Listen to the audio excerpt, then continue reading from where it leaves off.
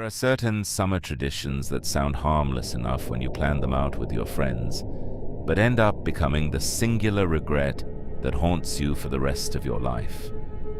Every single year during college, my closest friends and I used to rent the exact same secluded cabin on Mirror Lake, a tiny rustic property tucked so far deep into the dense, sprawling woods that cell service completely died about 2 miles before you even hit the graveled driveway. We had gone there 3 summers in a row without a single issue. Nothing strange had ever happened. The air was clean, the beer was cold, and the woods felt peaceful. Looking back now, that false sense of security should have been our first warning. Places that remain completely untouched by the modern world for decades don't stay empty because people forgot about them. They stay empty because something doesn't want you there. There were 5 of us that 4th year. Myself, my girlfriend at the time, and 3 of my closest friends from freshman dorms. We arrived late on a Friday night, hauling our heavy coolers and duffel bags inside the creaking wooden structure.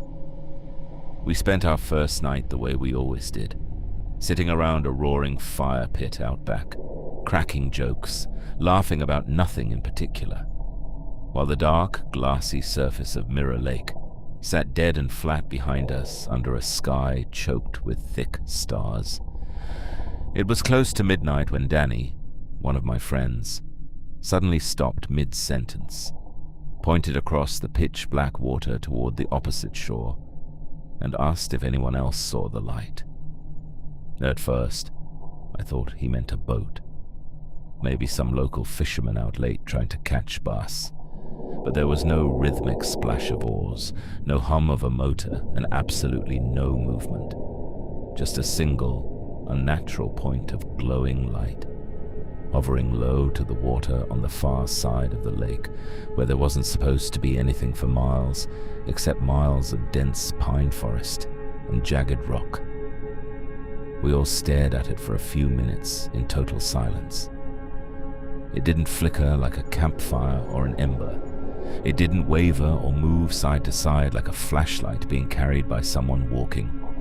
It just hovered there, completely steady, as if someone was standing right at the edge of the water holding a bulb and staring straight back at us without blinking.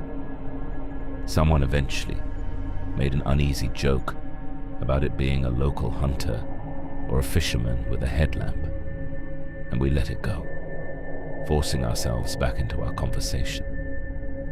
But every time I glanced back across the dark water over the next hour, that light was still there.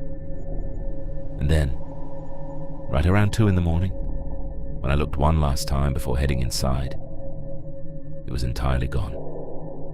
The next night started off much quieter, but the heavy, oppressive atmosphere hung over us like a physical weight. Around 2 in the morning, I woke up abruptly in my top bunk. It wasn't a bad dream that pulled me out of a deep sleep. It was a sound. Someone was walking around outside the cabin, slow, deliberate footsteps crunching heavily in the dry gravel, walking in a wide circle around the perimeter of the building. My first thought was that it was one of my friends, maybe suffering from insomnia or going out to grab a jacket from a car. I lay there waiting for the door to open, but instead something deeply unsettling happened. A second set of footsteps joined the first, coming from the opposite direction, moving at the exact same, agonizingly slow pace. I listened in the dark as the 2 sets of footsteps converged right near the front porch, stopping abruptly as if 2 people had met face to face just outside our door.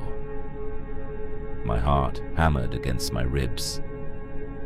I quietly climbed down from my bunk, keeping my breathing as soft as possible, and crept into the main room to check the other beds.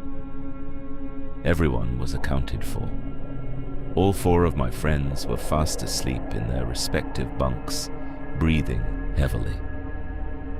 Nobody was outside. I didn't close my eyes for the rest of that night, I just lay awake on the living room couch, staring at the ceiling, listening to those two slow sets of footsteps circle the cabin over and over again for what felt like hours until they finally faded away, just as the first pale light of dawn touched the horizon.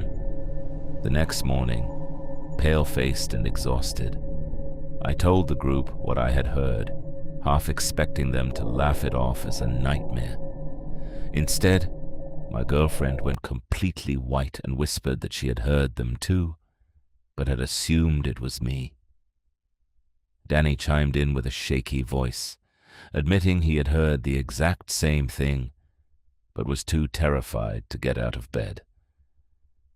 We decided to check the ground outside around the cabin, more out of a morbid need for answers than actual bravery. What we found in the soft dirt made our blood run ice cold. There were distinct prints circling the entire perimeter of the cabin, small, narrow, and completely bare, identical to the footprints of a young child. They walked in a slow, unbroken loop around the entire wooden structure.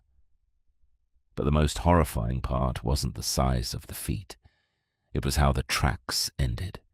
They simply stopped dead in the middle of an open dirt patch, about 10 feet from the front porch, as if whatever had been pacing our cabin all night had quite literally vanished into thin air mid-step. The rest of that day was miserable. Nobody wanted to talk. Nobody wanted to go near the water, and an unspoken suffocating dread settled over all of us.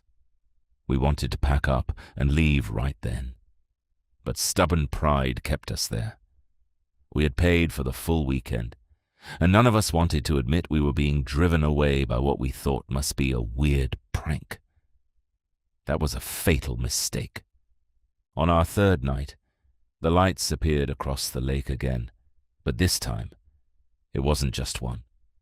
There were 2, then 3, then 4 distinct glowing points, spaced evenly along the far shoreline. All of them perfectly still. All of them facing directly toward our cabin like an audience watching a stage. Around 1 in the morning, the silence of the woods was shattered by 3 sharp, deliberate knocks on the front door. Thud, thud, thud, spaced a few seconds apart, precise, calculated. We all froze instantly around the wooden kitchen table where we had been sitting in the dark playing cards. Nobody dared to breathe, let alone move toward the door. After a long, agonizing pause, 3 more knocks echoed through the cabin.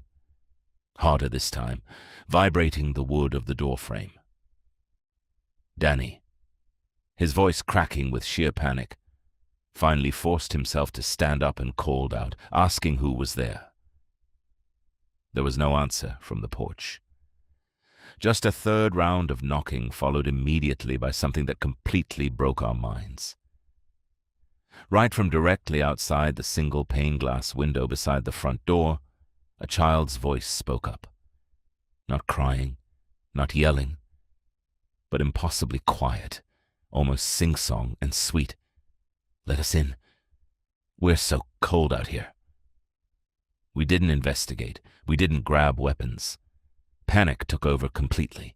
We packed what we could grab in under 90 seconds, throwing clothes into duffel bags, leaving half our gear, food, and coolers scattered across the floor, and bolted out the back door to the cars. I slammed my foot down on the gas, tearing down that narrow, winding gravel driveway in the pitch-black dark, driving 2 solid hours straight down the highway until we found a run-down, neon-lit motel off the interstate. Nobody spoke a single word during the entire drive. We looked into the history of that property a few weeks later, desperate for any logical explanation. What we found confirmed every nightmare we had felt. Decades earlier, before the cabin was even built, the original family who owned the land had lost 2 young children in a tragic drowning accident out on Mirror Lake. Their bodies were recovered days later from the exact opposite shore, the very same shoreline where we had seen those impossible lights hovering in the dark. I have never gone back to Mirror Lake, and I never will as long as I live. But even now, years later, late at night when the house is quiet, I still hear the sound of small, bare feet circling outside in the gravel, and the chilling memory of a child's voice begging to be let inside out of the cold. There is a unique kind of claustrophobia that comes with living in a massive downtown high-rise apartment building. You are surrounded by hundreds of people, sharing walls, hallways, and elevators, yet you can feel completely isolated. I lived on the 9th floor of a sprawling 14-story brick residential building for nearly 2 years. It was affordable, close to my job, and relatively quiet, except for one glaring quirk that the leasing office always brushed off with nervous laughter. The elevator control panel had no button for the 12th floor. The numbers on the metal plate went straight from 11 to 13. When I first moved in and asked the landlord about it while signing my lease, he gave me a vague, rehearsed wave of his hand, claiming it was just an old architectural quirk left over from an uncompleted renovation decades ago, and that the 12th floor was simply empty space, closed off from the ventilation and electrical grids, not part of any tenant lease. I didn't think much of it. In old city buildings, weird layouts are normal. For a long time, I rarely thought about the missing floor at all, until a freezing Tuesday night in late winter, when I was coming home completely exhausted from a punishing double shift at work. It was past 2 a.m. The lobby was dead silent, lit by harsh fluorescent lights that hummed softly overhead. I stepped into the elevator car, pressed the button for the 9th floor, and watched the heavy steel doors slide shut. The car groaned as it began its slow, mechanical ascent through the core of the building. Then, without pressing any button, the elevator suddenly jolted, slowing down smoothly between floors.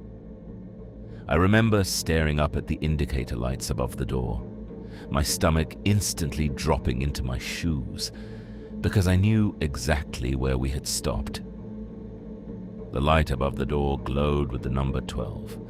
I stood completely frozen, staring at the metal seam as the heavy doors slowly parted with a long, metallic screech. The hallway that was revealed looked nothing like the rest of the building. The clean, modern carpeting and bright white walls of the lower floors were gone.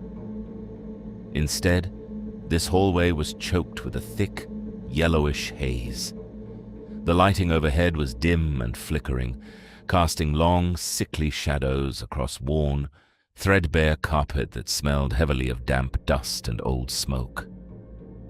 The doors to the apartments on this floor were spaced much closer together, crammed tightly down a narrow, seemingly endless corridor.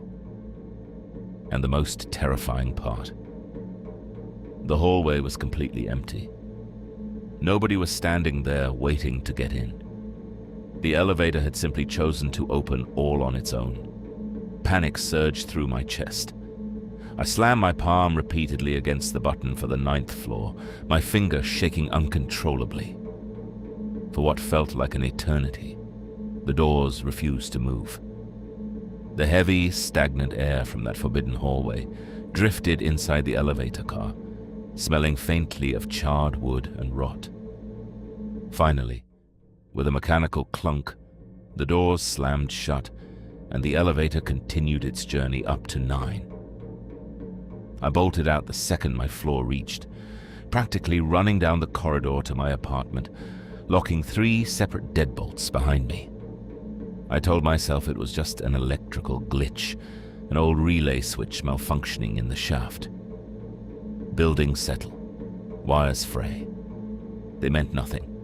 Weeks passed, and the incident faded into the back of my mind. But a month later, while waiting in the lobby for the elevator, an elderly neighbor named Walter, who lived down the hall from me, struck up a casual conversation. Out of nowhere, While looking down at his keys, Walter asked me a question that made the blood instantly drain from my face. "Has the elevator ever stopped on 12 for you?" he asked, his voice completely flat and serious. I stared at him, unable to speak for a second, before admitting that it had happened to me once. Walter let out a long, shaky sigh. "It's happened to me 3 times this month," he whispered, glancing nervously around the empty lobby. "And each time, right before the doors open, I can hear someone standing right against the other side of the metal, whispering. You can't make out the words, but they're talking so close to the door that you can hear their breath hitting the steel." After that conversation, I stopped using the elevator entirely. I took the concrete stairwell every single day, no matter how exhausted I was from work, refusing to step foot inside that car again. But old habits die hard, and months later, coming home after a grueling 16-hour shift, with burning legs and aching feet, my discipline broke. I was too tired to climb 9 flights of stairs. I rationalized that it was late, nothing ever happened during the day, and I pressed the call button. The elevator arrived instantly. I stepped inside, kept my eyes glued to the floor, and pressed 9. Halfway up, the car slowed down. Ding. The 12th floor indicator lit up, and the heavy doors slowly dragged open. I looked up, and my breath caught permanently in my throat. Standing right in the middle of the narrow, dim hallway, just at the edge where the flickering light barely reached, was a figure. It wasn't moving. It didn't rush toward the elevator. It just stood there, perfectly rigid, wearing a charred, blackened set of old-fashioned clothing. Its arms pinned stiffly to its sides, staring directly into the elevator car with an empty, featureless void where its face should have been. My thumb slammed down on the door close button over and over again, the plastic cracking under the pressure. The doors took what felt like an agonizing lifetime to slide together, and the entire time, that horrific figure never blinked, never shifted its weight, just stood frozen in the dark haze, watching me trapped inside until the steel doors finally clicked shut and the elevator rose safely to my floor. The next morning, I packed up everything I owned into trash bags and boxes, broke my lease without looking back, and moved across the city. I found out later from a public archive search that decades before I moved in, a massive, catastrophic electrical fire had broken out on the 12th floor of that building, trapping several residents inside as the hallway became a furnace. The floor was deemed structurally unsavable, poorly patched up, and permanently sealed off from public records. I take the stairs in my new building now. Always the stairs. Because I know deep down that the elevator in that old high-rise wasn't malfunctioning. It was stopping because something down there was waiting for someone to finally step out into the dark.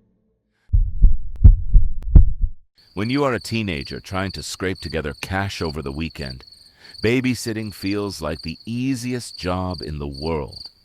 You show up, eat junk food from someone else's pantry, watch television on a comfortable couch, and make sure 2 sleeping kids don't burn the house down. Most jobs blur together into a uniform routine of bedtime negotiations and quiet hours. Then there was the Hendricks family.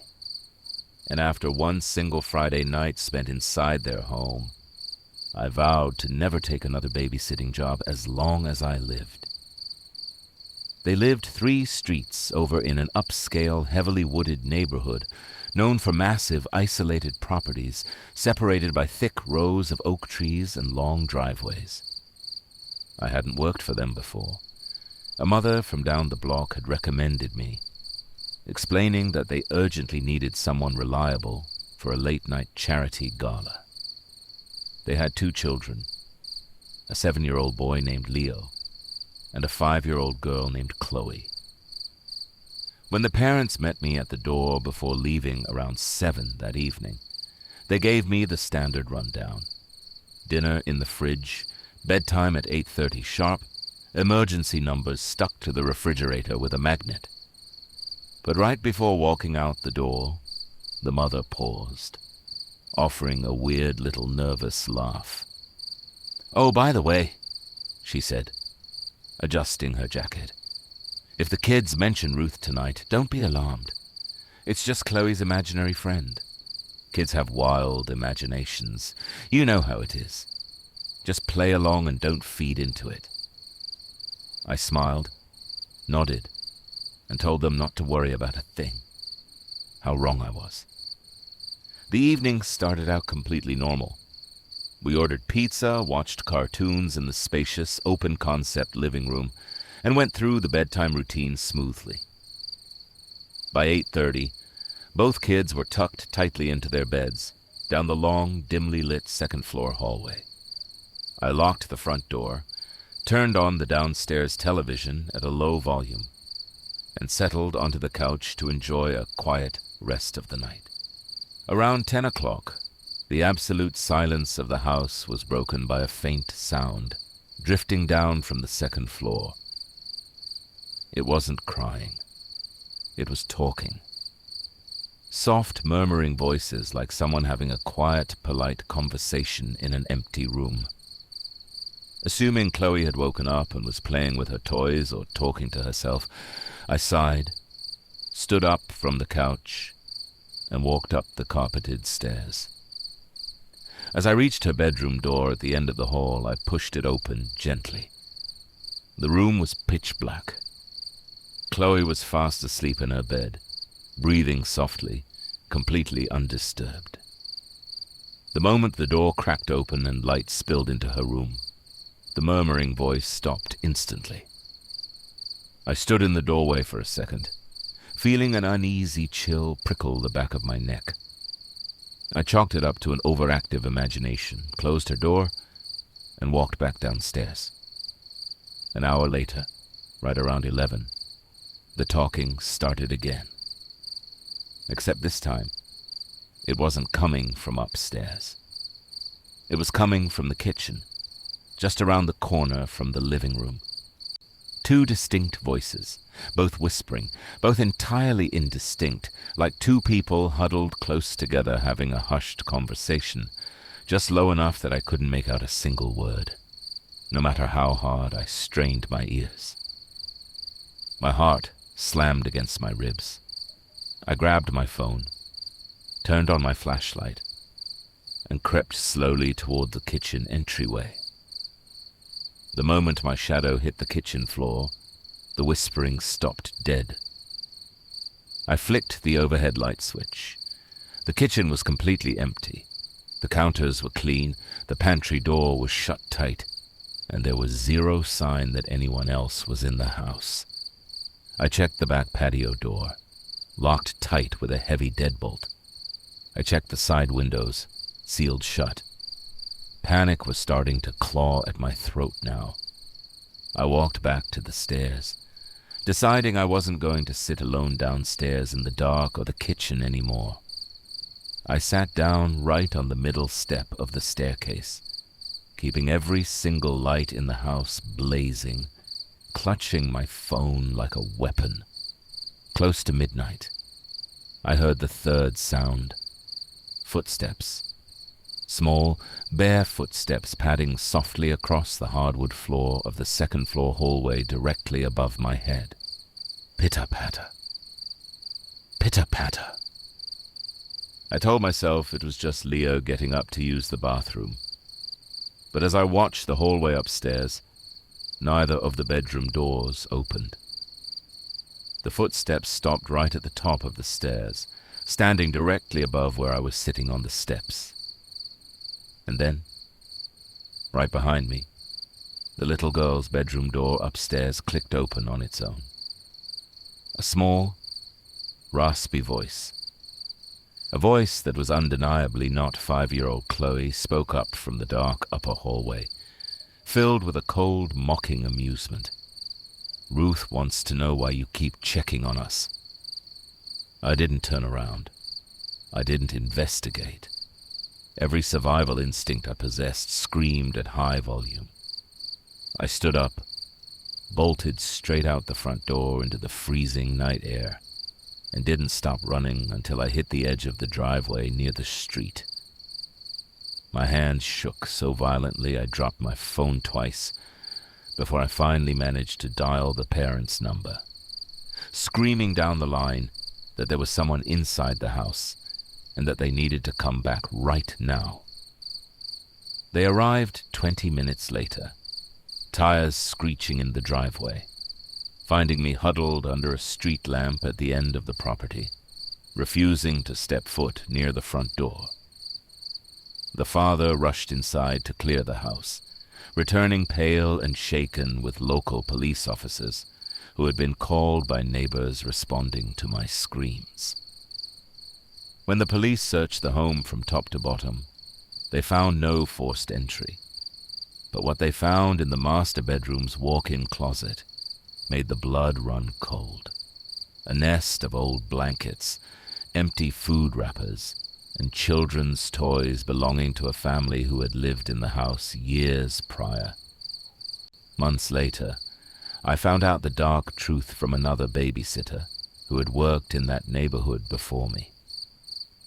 The house had originally belonged to the Hendricks family years earlier, long before the current owners bought it. Their youngest daughter, a little girl who had lived and died in that very house, had a name that the locals whisper about to this day. Her name was Ruth. I never took a babysitting job again after that night. Some places hold on to the past so tightly that they refuse to let the living leave. Make sure to hit that like button, subscribe, and turn on notifications for more stories like this. Good night.